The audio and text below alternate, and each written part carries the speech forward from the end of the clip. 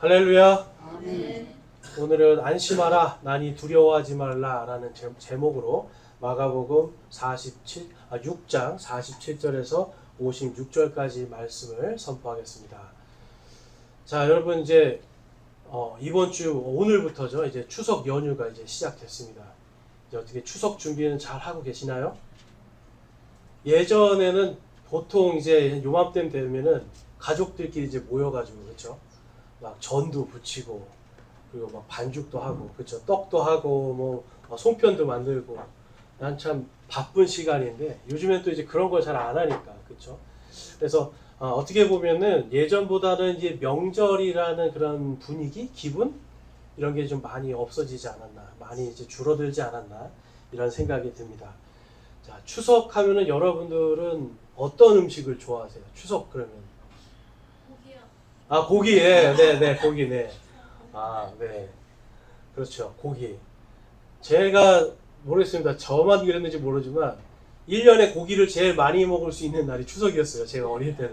네, 그래서 고기라는 게 흔치 않았던 시대였던 것 같아요. 그때는. 그리고 이제 또 무슨 음식이 생각나세요? 잡채. 네, 잡채 잘하시는군요. 네, 잡채. 네. 그러니까 이제 보통 이제 고깃국, 그렇죠. 예전에는 뭐 이밥에 고깃국 먹는 날. 그래서 한가위 갖기만 해라. 그래서 한가위에 제일 이제 음식을 많이 먹었는데 또 가장 많이 먹는 게 이제 송편 아닙니까? 송편. 그렇죠. 근데 여러분 송편을 보면 이제 중국 사람들은 이제 중추절이라고 해서 우리랑 비슷한 시기에 날짜는 조금 다르지만 추석 명절을 보낸단 말이에요. 근데 이 사람들은 월병이라는 거 중국 가게 가면 월병 보셨어요? 보름달이잖아요. 보름달. 근데 우리의 송편은 무슨 달이에요? 반달이죠. 왜 반달일까요, 여러분? 왜? 이게 이제 저도 이제 어릴 때 생각했어요. 아니, 중국 사람들은 대국이라서 월병을 먹고 우리는 반달을 먹나? 이렇게 생각을 했었어요. 근데 이제 이게 알고 봤더니 무슨 뜻이냐면 옛날에 이제 신라, 백제 의자왕 시대에 이제 이러한 일이 있었대요. 의자왕이 이제 궁궐을 거니는데 갑자기 이제 백제가 망한다 이제 이런 소리가 들려가지고 이제 딱 봤더니 땅에서 이제 그런 소리가 들리는 거예요. 삼국유사에 보면 뭐 도깨비불이 이렇게 막 말하고 땅으로 들어갔다고 하는데 어쨌든 거기를 막 파봤더니 이제 거북이 등에 백제는 만월이요 신라는 반달이다 이런 글이 있었대요. 그래서 이제 점쟁이를 불러가지고 이게 무슨 뜻이냐 해석해봐라 그랬더니 점쟁이가 백제는 이제 꽉 찼으니까 기울 일만 남았고 신라는 반달이니까 이제 성장하고 크게 될 일만 남았습니다. 그랬더니 이제 이 백제 의자왕이 화가 나서 그 점쟁이를 죽였대요. 근데 이제 이 소문이 점점 퍼져서 신라로 넘어가니까 이제 신라 사람들은 이 소리를 들으면 어떻겠어요? 기분이 좋죠. 그래서 신라 사람들이 신라가 앞으로 더 커지고 강해지게 해주십시오.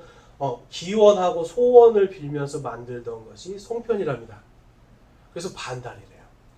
그러니까 송편을 먹는 거는 우리가 이제 올해 이만큼 뭔가 곡식을 얻었으니 내년에도 더 풍성하게 더 잘 살 수 있게 해주십시오라는 이러한 약간 무속적인 의미가 있었다라는 거예요.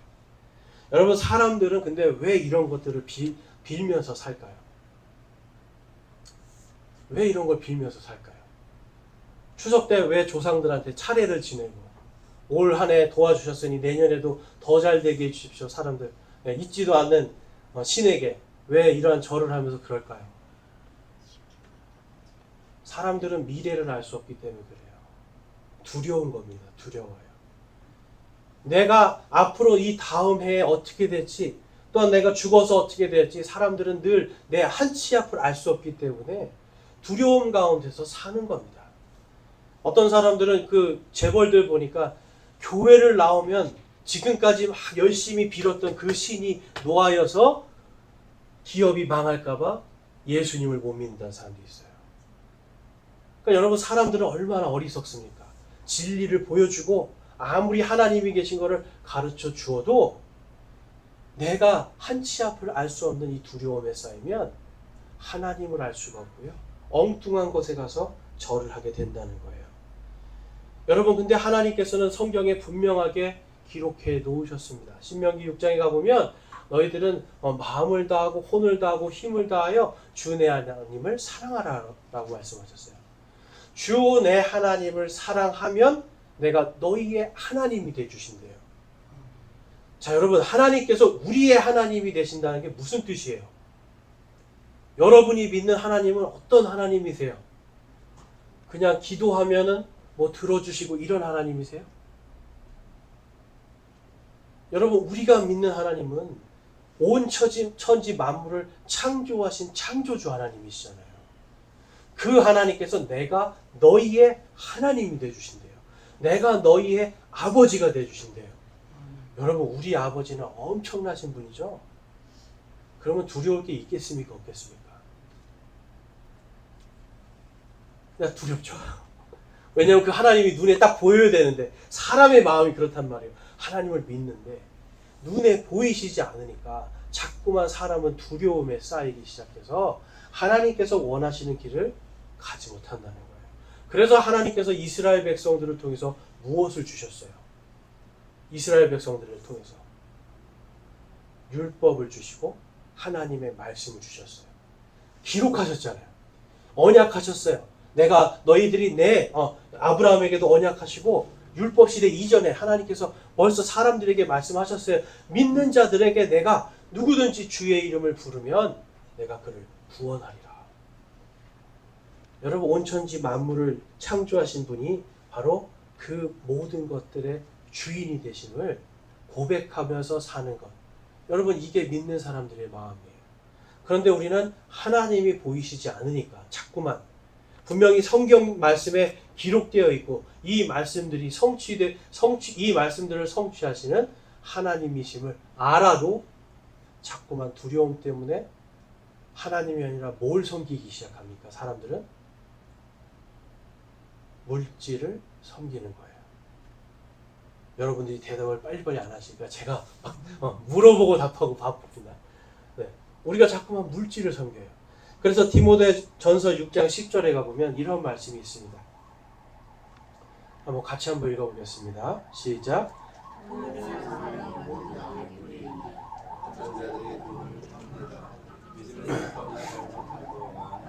고통으로 자기를 찔러 꿰뚫었도다. 아멘. 여러분, 돈을 사람들이 사랑하는 것이 모든 악의 뿌리다라고 말씀을 해요. 재물을 사랑하는 사람은 어떻게든지 이 재물이 날아갈까봐, 이 재물이 없어질까봐, 아니면 내가 더 갖지 못할까봐 두려운 거예요. 여러분, 근데 보세요. 없는 것이 사라지는 것에 대한 두려움은 우리는 없어요. 근데 하다못해 이 핸드폰 하나라도 여러분, 갑자기 여러분들이 어디 은행 갔다가 놓고 오면 집에서 은행까지 몇 킬로미터가 돼도 어떻게 돼요? 다시 버스 타고 지하철 타고 가서 이걸 찾아오잖아요. 왜 그래요, 여러분? 이 안에 다 들어있잖아요, 내 정보가. 이 눈에 보이니까 여러분 사실 더 두려운 거 아닙니까? 더 두려운 거. 여기에 매여버린다는 거예요. 그래서 사람은 이 돈 때문에 악한 말들 하고 악한 생각도 하고 모든 것의 뿌리가 이 돈을 사랑하는 건데요. 그것이 결국은 자기 자신을 찔러 꿰뚫어 버린대요, 여러분. 그러면 여러분, 내 자신을 찔러 꿰뚫는 보이는 것이 있고요. 나를 사랑하는 보이지 않으시는 하나님이 있어요. 그러면 이 둘 중에 어떤 분을 더 사랑하는 것이 맞습니까, 여러분? 하나님. 보이지 않아도 우리를 사랑하시는 그분을 따르는 것이 당연한 겁니다. 지난주에 우리가 말씀을 봤더니 제자들은 세상 속에서 예수님께서 이 5,000명, 10,000명 되는 사람들한테 자, 이들에게 먹을 것을 주자 그랬더니 뭐라고 그래요? 아니, 예수님, 이 사람들 다 먹이려면 200데나리온이 필요한데 속으로는 무슨 생각했겠어요? 아니, 이런 것도 모른단 말이야. 상식이 없어. 예수님의 입도 막아버리고 자기들 기준으로 예수님을 판단해버렸잖아요, 여러분. 근데 예수님은 거기서 화를 내시는 게 아니라 자, 가서 먹을 것이 뭐가 있나 좀 찾아봐라. 그랬더니 빵과 물고기를 제자들이 갖고 오니까 5,000명의 사람들이 여인과 아이들까지 하면 10,000명의 사람들이 충분히 배불게 먹고 12바구니가 남는 역사가 일어나죠. 오늘 말씀해 봤더니 제자들이 바로 그 역사를 보고도 예수님이 누구신지를 몰랐다라는 거예요. 예수님께서 그 역사를 보여주셨는데도 불구하고 제자들은 예수님이 누구신지를 깊이 생각해 보지 않았다는 거예요. 그리고 뭐에 꽂혀 있었어요?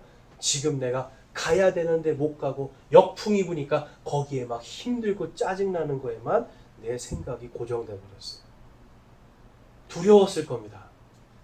여러분, 저는 이런 얘기만 들으면 제가 실제로 정말 풍랑 속에서 조그만 고깃배 속에서 제가 있어 봤기 때문에 이게 얼마나 무서운 건지 제가 알아요. 정말 그 배 속에서 정말 내 배보다 큰 파도가 내 옆에서 넘실넘실거리면 그냥 이제 죽었구나 싶은 거예요.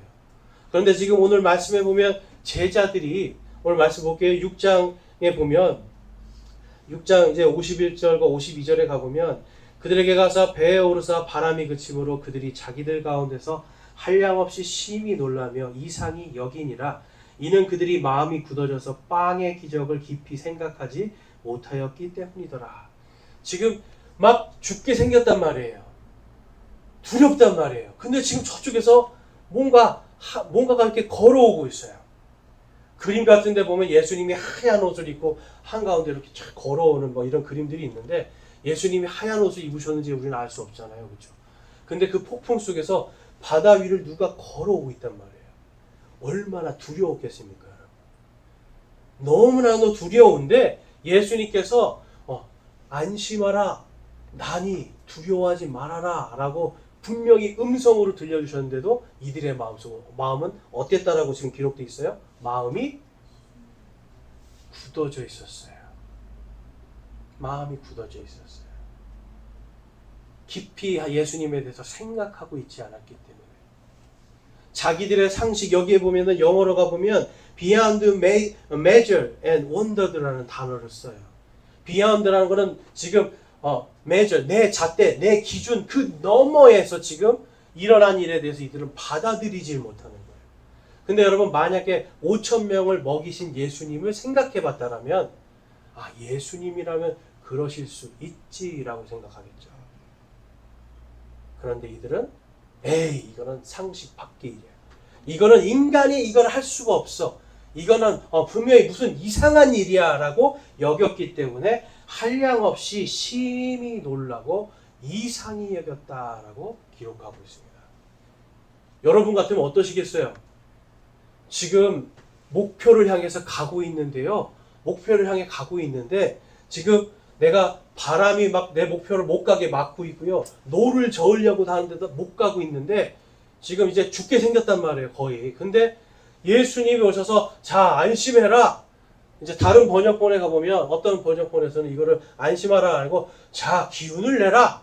좋은 기운을 내라. 이렇게 얘기도 해요.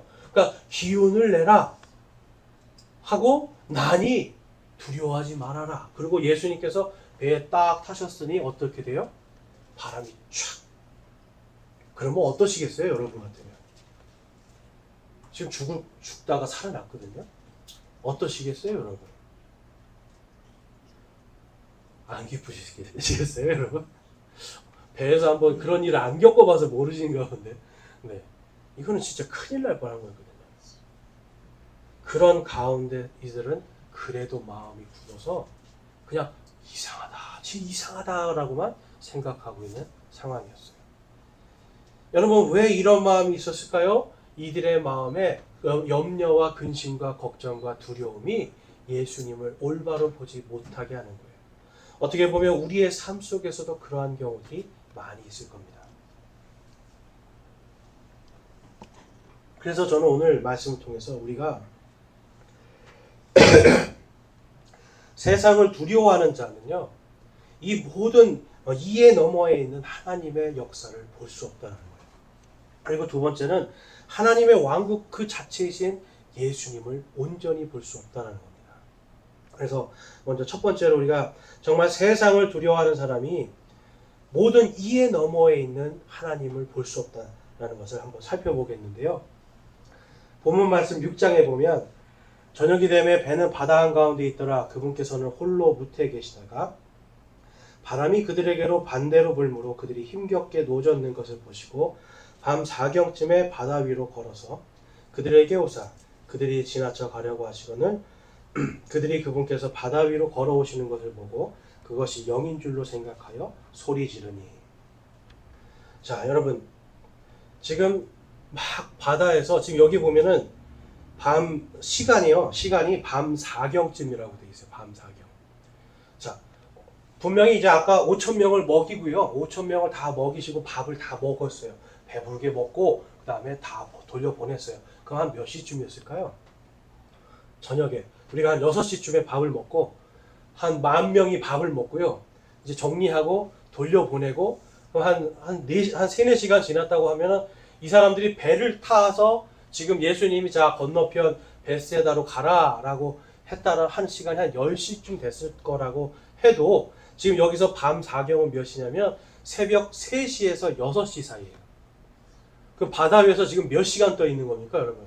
10시부터 했으니까 최소한 5시간, 6시간을 지금 폭풍 속에서 이 바람하고 지금 벳세다로 가야 되는데 바람이 자꾸 반대로 부니까 가지 못하고 배를 낮추고 돛을 낮추고 이제 야 우리는 옛날에 이럴 때는 노를 저어서 갔어.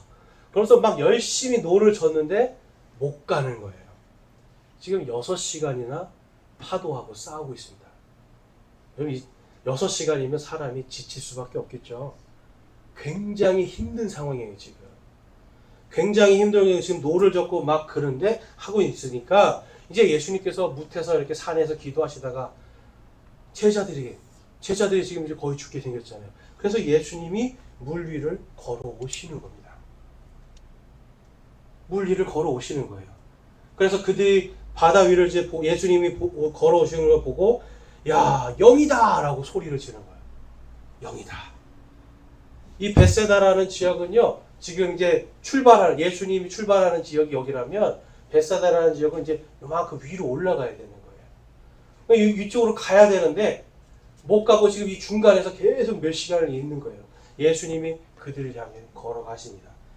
그랬더니 이제 이 사람들이 영이다 그래요. 보통 영이다 그러면은 헬라어 성경을 가보면 푸뉴마라는 단어를 씁니다. 그런데 여기에서만 유일하게 어떤 단어를 쓰냐면 판타스마라는 단어를 써요. 판타스마. 우리가 판타지 영화라는 말 들어보셨죠? 판타지 소설, 판타지 영화. 여기 이 말의 기원이 되는 말이에요. 판타스마라는 단어를 써요. 이게 뭐냐면 유령이다, 홀령이다 이런 뜻이에요. 근데 여러분 이 사람들도 그렇고 유대인들의 탈무드도 보면 유대인들은 분명히 뭘 믿었냐면 사람들이 성경 말씀대로 죽는 순간 귀신이나 홀령이나 유령이 돼서 세상을 떠돌아다니는 것이 아니라 하나님께로 올라가는 거예요. 영은 하나님께로 올라가는 거예요. 육은 땅에 묻혀서 썩지만 영은 하나님께로 올라간다라고 믿고 있었던 사람들이에요. 그런데 이 사람들이 두려우니까 하나님의 말씀이든 뭐든 일단 뭐 이상하게 막 오는데 물 위를 걸어서 오니까 이 사람들이 판타스마, 이 홀령이다, 영이다 이렇게 막 얘기를 하고 있었다는 거예요. 그러니까 이 사람들은요 지금 성경 말씀도 알고 뭔가 아는 것 같지만 막상 두려운 상황이 드니까 어떤 것이 생각이 되냐면 성경 말씀이고 뭐고 내가 일단 보이는 대로 생각한다는 거예요.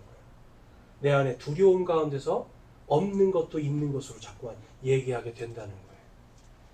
그래서 이러한 것들은 여러분 그들 안에 뭔가 다른 가르침이 있었다라는 것을 알 수 있습니다. 계속해서 50절을 보면 이는 그들이 다 그분을 보고 불안하였기 때문이더라. 즉시 그분께서 그들에게 말씀하며 그들에게 이르시되 하시고 안심하라 나니 두려워하지 말라 하시고 라고 말씀해요. 두려워하지 말라. 영어로는 be of good cheer. 이거는 뭐냐면 힘을 내라 이거예요. 안심하고 힘을 내라. 나야. 이제 두려워하지 말아라 그래요. 근데 마태복음 14장에 가보면요. 예수님께서 이렇게 말씀하신 다음에 곧바로 어떤 일이 일어나냐면 베드로라는 사람이 딱 일어나는 거예요. 배에서. 그래서 만약에 당신이시거든 나를 물 위를 걷게 하소서 그래요. 여러분 이게 무슨 말인지 아세요? 예수님께서 나야 이제 너희들 안심해. 두려워하지 마. 예수님이 딱 말씀하셨잖아요. 근데 베드로가 그러면 왜 이 말을 했을까요? 만약에 주님이시거든. 왜 그랬을까요? 그렇죠. 여기 보니까 마음이 굳어져 있었죠. 마가복음에서. 마음이 굳어져 있었어요.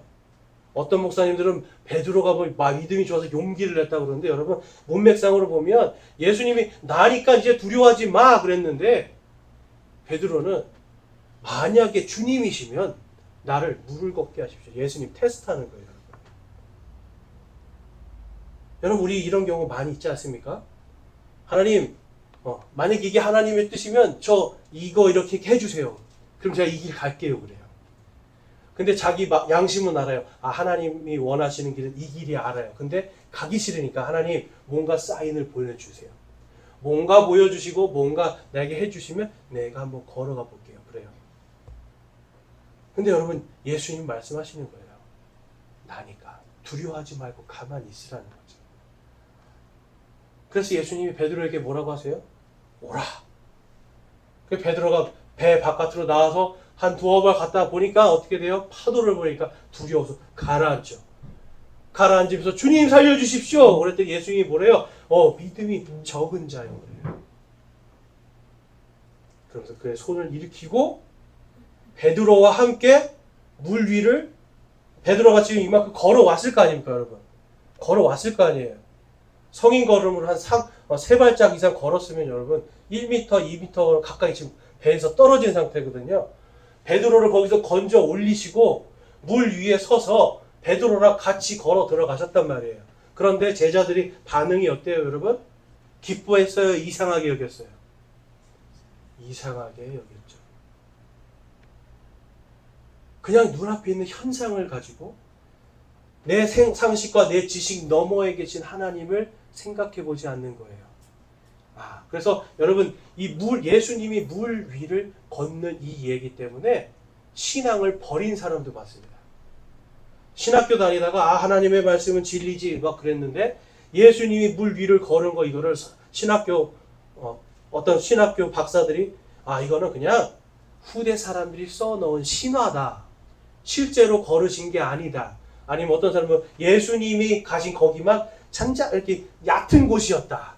바닥이 이렇게 돼서 고기만 이렇게 얕은 데다. 그럼 여러분 굉장히 엄청난 여러분 기적이 필요한 거죠. 거기에서 제자들은 죽을 뻔했거든요. 그 얕은 물에서 말이 안 되는 거죠.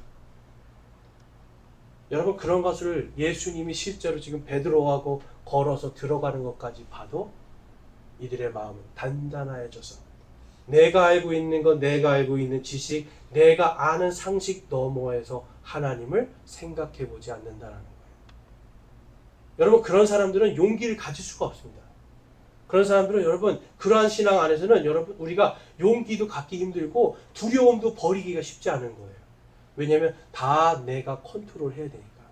내 상식, 내 지식, 내 안에 있는 것에서 다 내가 하려고 하니까 그게 문제가 되니까 계속 두렵고 불안한 가운데서 살 수밖에 없어요. 그리고 그게 해결이 안 되면 어떻게 돼요? 내 두려움과 불안이 해결이 안 되면 어떻게 돼요, 여러분? 인간은. 심한 사람들은 자살하려고 해요. 여러분 그리스도인들도 자살 많이 합니다. 요즘 시대에. 그리스도인들도 여러분 내 힘과 내 상식과 내 지식 안에서 뭔가 해결이 안 되는데 돈이 엄청난 빚을 진다거나 파산이 되고 막 부도가 나고 그러면 기독교인들도 여러분 난 이제 끝났다. 하나님도 나를 도울 수 없다. 하나님도 내 인생을 어떻게 책임져 줄 수 없다라는 생각에 여러분 자살을 선택합니다. 근데 여러분 우리가 그 이유가 뭡니까? 하나님의 말씀을 온전히 우리가 믿지 못하고 신뢰하지 못하기 때문에 그래요. 우리 예수님께서 씨 뿌리는 자의 비유를 주셨죠? 거기에 보면 가시나무의 비유를 주셨어요. 가시나무에 떨어진 씨앗은 가시나무가 그것을 숨막히게 해서 자라지 못한다고 기록되어 있어요. 그래서 그러한 마음은 어떤 것인가? 세상에 대한 정욕들, 세상에 대한 탐욕들이 하나님의 말씀이 자라지 못하도록 딱 숨 막히게 하는 거예요, 여러분. 돈을 사랑하고 세상을 사랑하고 돈을 두려워하고 세상을 두려워하고 염려하니까 하나님의 말씀에 정말 하나님께서 나와 함께 하시고 나의 아버지이심을 내가 알지만 그 아는 것이 여러분 숨막혀서 죽어버린다니까요. 하나님이 내 안에서 하나님의 말씀이 숨막혀서 죽었는데 교회 다닌다고 해서 여러분 자살을 안 할까요?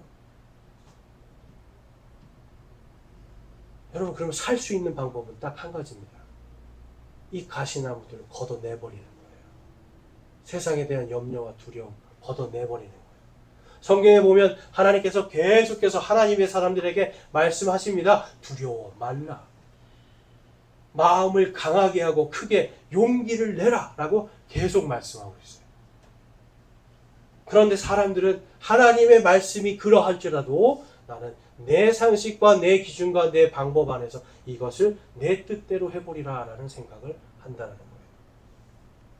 고린도전서 10장 13절에 사람에게 공통적으로 있는 시험 외에는 너희가 어떤 시험도 당하지 아니하였나니 하나님은 신실하사 너희가 감당할 수 있는 것 이상으로 시험 당하는 것을 너희에게 허락하지 아니하시고 또한 그 시험과 함께 피할 길을 내사 너희가 능히 그것을 감당하게 하시느니라. 아멘.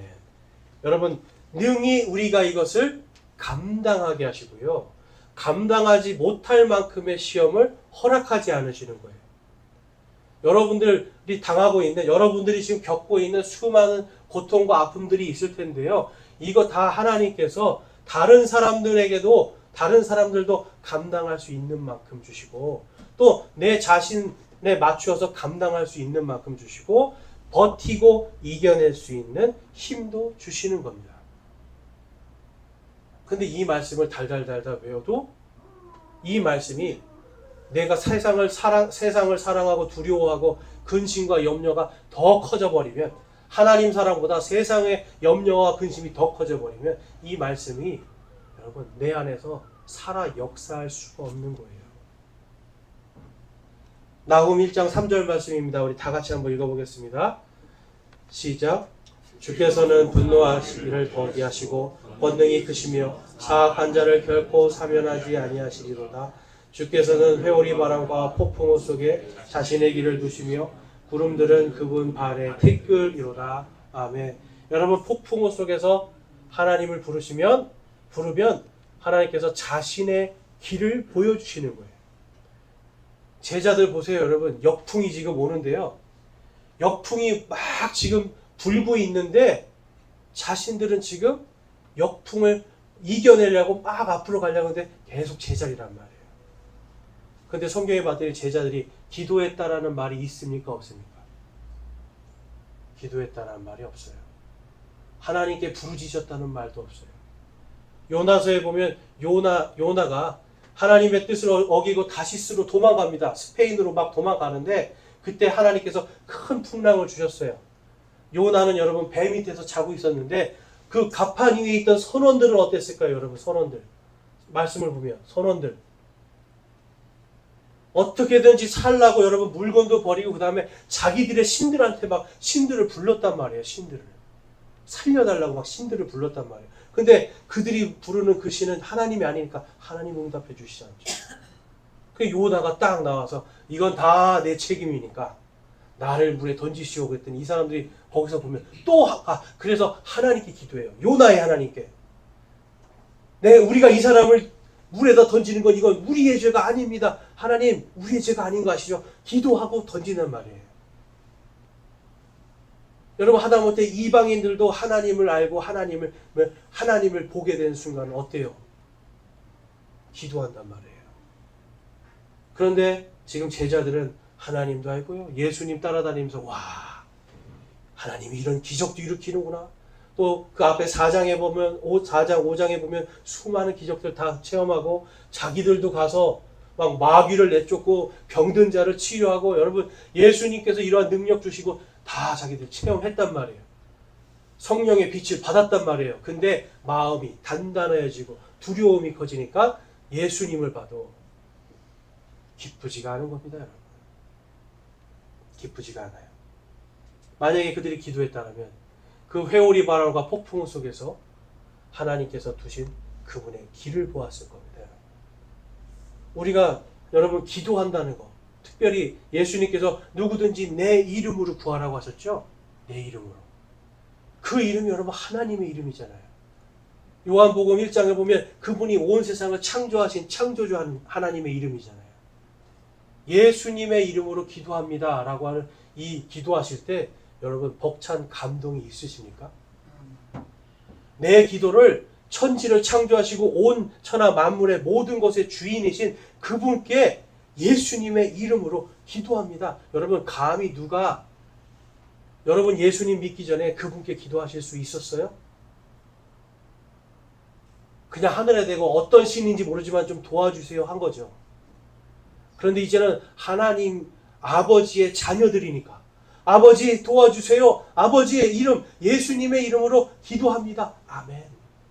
그러면 창조주 하나님께서 그 기도를 들어주신다는 여러분 벅찬 감동이 있으세요. 그냥 대충 예수님의 이름으로 기도합니다. 아멘. 이런 분들도 많아요. 여러분 근데 예수님의 이름 정확하게 해야 돼요. 이건 그냥 형식으로 하는 게 아니에요. 정말 창조주 하나님께 내 마음을 드리는 거란 말이에요. 여러분. 여러분 제자들이 지금 그분에게 가려고 할 때 지금 길이 어떻게 보면 바람이 반대로 막 불고 있었습니다. 자신들이 지금 어떻게 가고자 하는 건 예수님이 벳세다로 가라고 해서 벳세다로 가야 되는데 성경 말씀에 봤더니 나중에 이들이 건너간 곳이 어딘가 한번 볼게요. 마가복음 6장 51절에서 53절 말씀 보면 그들에게 가서 배에 오르시며 바람이 그침으로 그들이 속으로 한량없이 심히 놀라며 이상히 여기니라. 이는 그들이 마음이 굳어져서 빵의 기적을 깊이 생각하지 못하였기 때문이더라. 그들이 건너가서 게네사렛 땅에 들어가 해변에 이르렀더라. 자, 이들이 도착한 데가 어디입니까? 게네사렛이에요. 지도로 보면요, 벳세다는 여기가 여기서 출발하면요, 벳세다는 여기고 게네사렛은 여기서 바로 밑에예요. 밑에 가까운 곳이 가까운 곳. 벳세다까지 이제 좀 깊은 바다를 가야 되고 게네사렛은 그냥 해안선으로 이렇게 따라가면 되는 길이에요. 항해하기가 더 쉬웠던 길이겠죠. 근데 제자들이 지금 여러분 역풍을 맞았다라고 하는데요. 이들이 지금 마음이 완악해졌다, 아니 단단해졌다라고 하는데 다른 번역본을 보니까 이들의 마음이 완악했다라는 표현까지 있어요. 완악해졌다. 근데 제가 한번 단어적인 걸 봤어요. 벳세다는 무슨 뜻이냐면 어부들의 집이라는 뜻입니다. 어부의 집. 그러면 게네사렛은 뭐냐면 게네사렛이라는 곳은 가장 큰 그러니까 어업이 굉장히 활성이 되고 어부들이 많이 사는 도시예요. 그러니까 게네사렛은 큰 도시예요. 어부들이 많이 사는 곳이에요. 그래서 벳세다는 위로 가야 되는데 게네사렛은 밑으로 가는 거예요. 자, 여러분들이 지금 밤새 여러분들이 생각할 때는 해안선 따라서 이렇게 가는 게 훨씬 더 쉬운 길일 수도 있겠죠.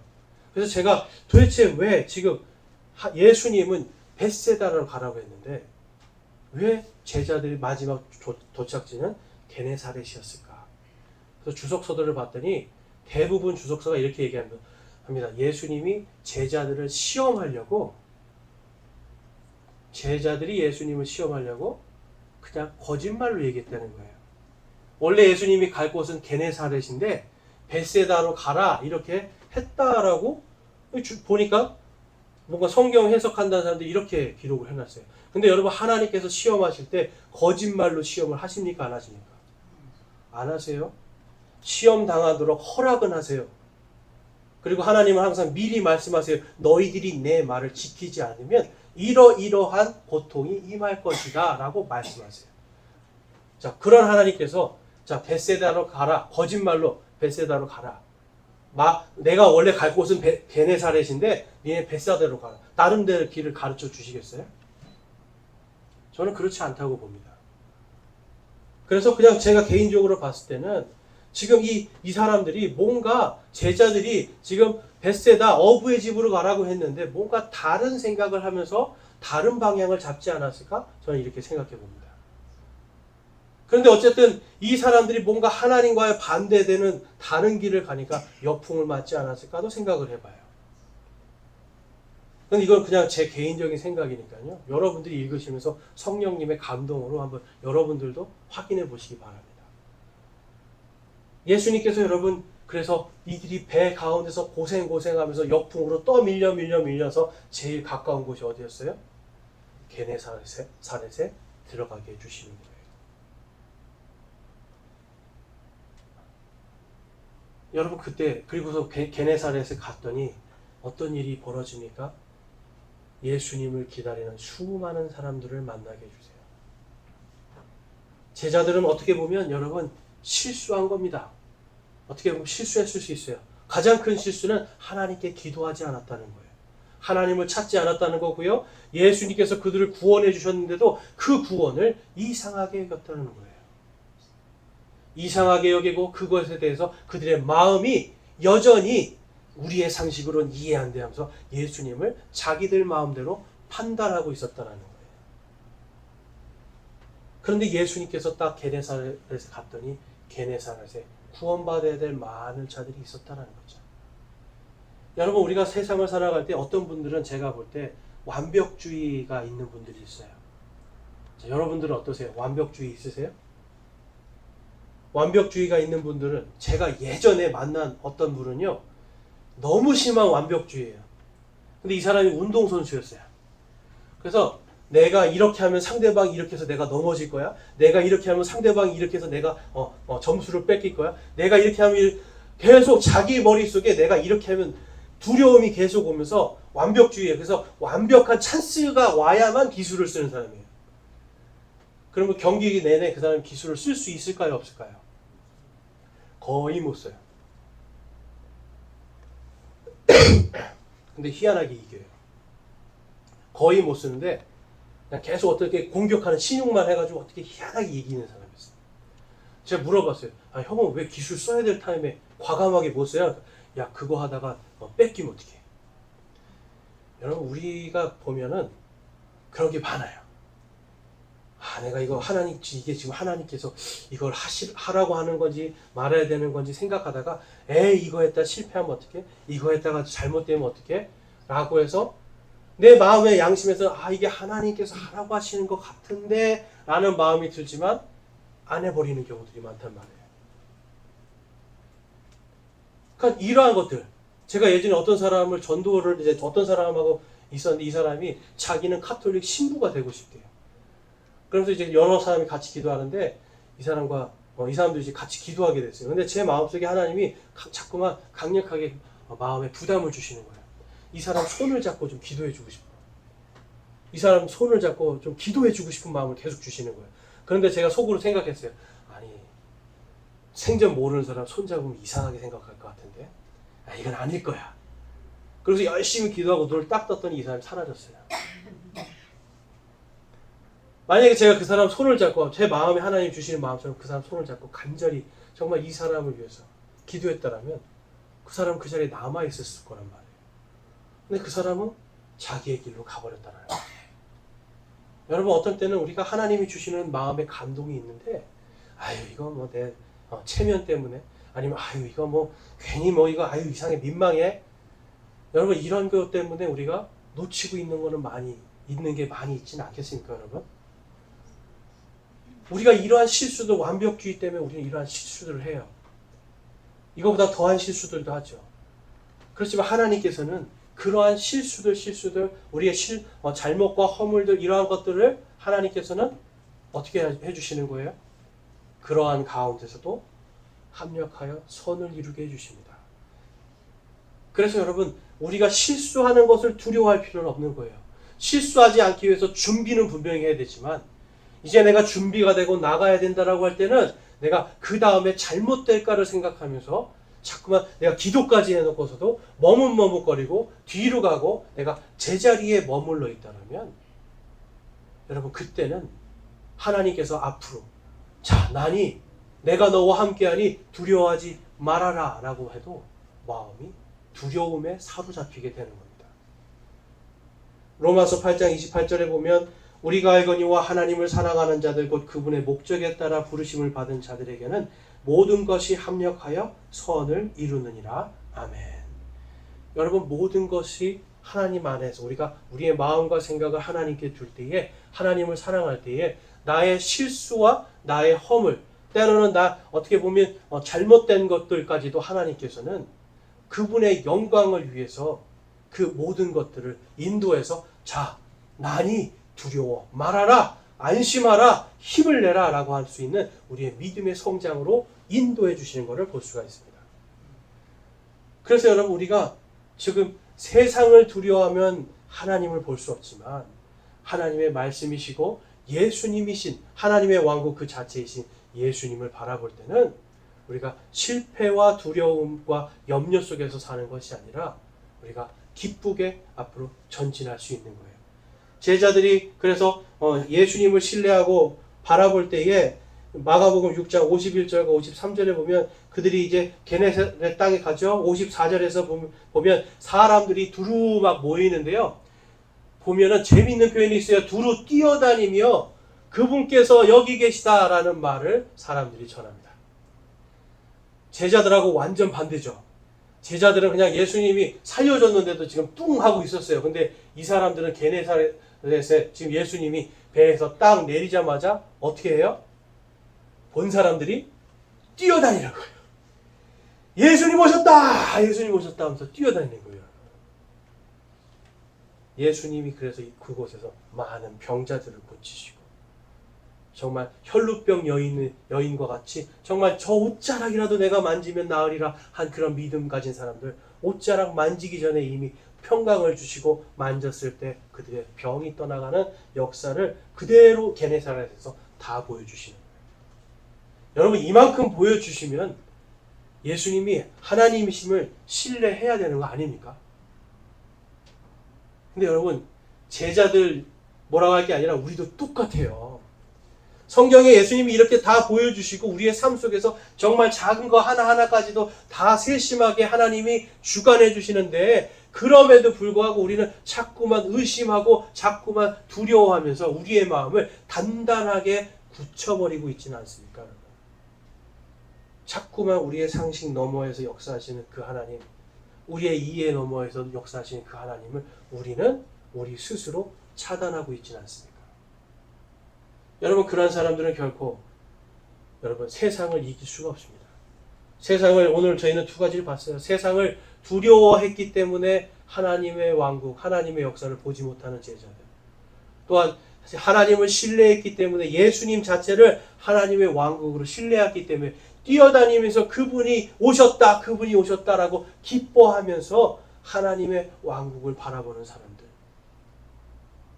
여러분, 이 모든 것들은 지금 사실 하나님은 이미 우리의 삶 속에서도 다 내가 여기 있으니 두려워 말아라, 안심하라, 기운을 내라 말씀하고 계시고, 성경에서도 말씀하고 있지만 우리 스스로가 혹시 귀를 닫고 있지는 않습니까? 그렇게 된다면 여러분, 우리는 그냥 잠깐의 기쁨, 잠깐의 행복을 맛볼 수 있지만 이 땅을 살아가면서 하나님이 주시는 완전한 평강, 완전한 행복을 누리기는 쉽지 않은 겁니다. 빌립보서 4장 4절에서 7절 말씀입니다. 같이 한번 읽어볼게요. 시작. 항상 주를 기뻐하라. 내가 다시 말하노니 기뻐하라. 너희의 절제를 모든 사람이 알게 하라. 주께서 가까이 계시느니라. 아무것도 염려하지 말고 오직 모든 일에서 기도와 간구로 너희가 요청할 것을 감사와 더불어 하나님께 알리라. 그리하면 모든 이해를 뛰어넘는 하나님의 평강이 그리스도 예수님을 통해 너희 마음과 생각을 지키시리라. 아멘.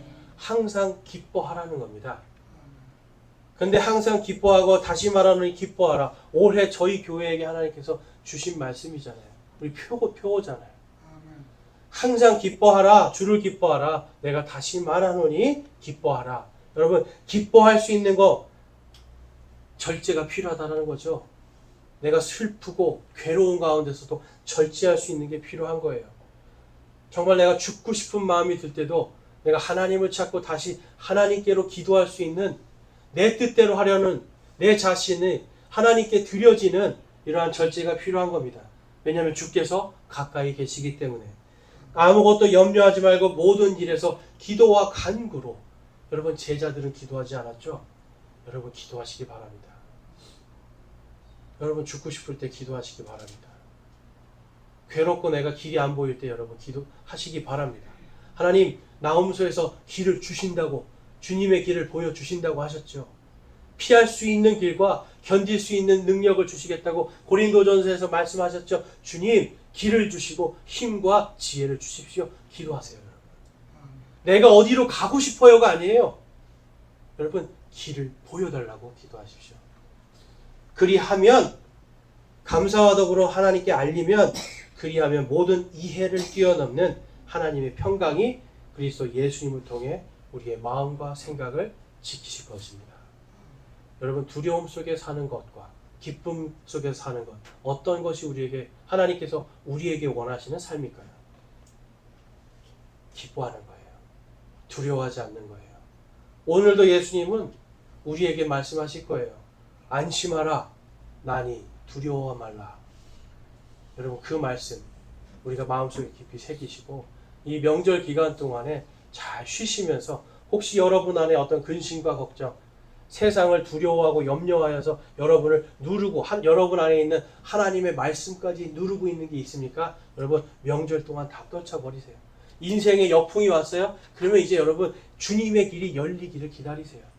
노젓지 말고 여러분 기다리시고 기도하고 감사와 함께 주님께 딱 맡기고, 이번 명절 동안에 여러분 정말 주님의 평강이 마음과 생각을 지키시도록 하는 그러한 명절이 될 수 있기를 주님의 이름으로 축원합니다. 기도하시겠습니다. 기도하실 때 여러분 여러분의 마음을, 여러분의 믿음을 지금 짓누르고 있는 그러한 두려움과 염려가 있으니까, 또 혹시 여러분 안에 물질적인 것, 인간 관계에 관한 것, 또한 건강 때문에 죽고 싶고 괴로운 마음이 있습니까? 여러분 그 길보다 지금 예수님께서 오늘도 여러분을 초청하십니다. 안심하라, 나니 두려워 말라.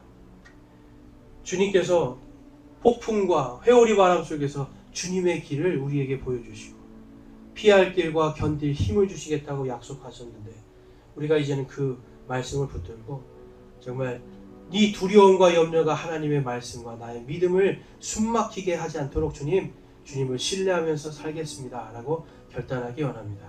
기도하시겠습니다.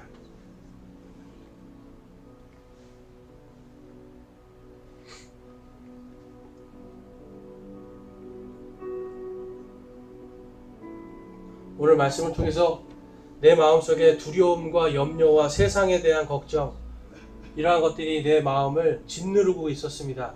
내가 고통스럽고 괴로웠습니다 하시는 분도 있습니까? 우리 손을 들어서 마음을 하나님께 드리겠습니다. 그러나 이제 내가 마음으로, 내가 정말 주님을 신뢰함으로 내 인생에 역풍이 와도, 내 인생이 제자리 같은 지금 폭풍 가운데 제자리에 있는 것 같아도 주님의 주시는 길로 가기를 소망합니다. 주님의 인도를 소망합니다 하시는 분들 손을 들어 마음을 드리겠습니다.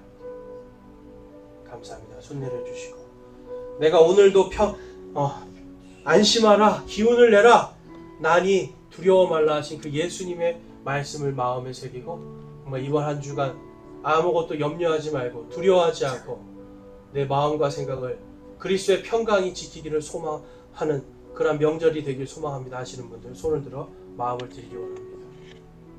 감사합니다. 손 내려주시고, 오늘 말씀처럼 모든 이해를 뛰어넘는 하나님의 평강이 저와 여러분을, 마음과 생각을 그리스도 예수님을 통해서 지켜주시기를 주님의 이름으로 축원합니다.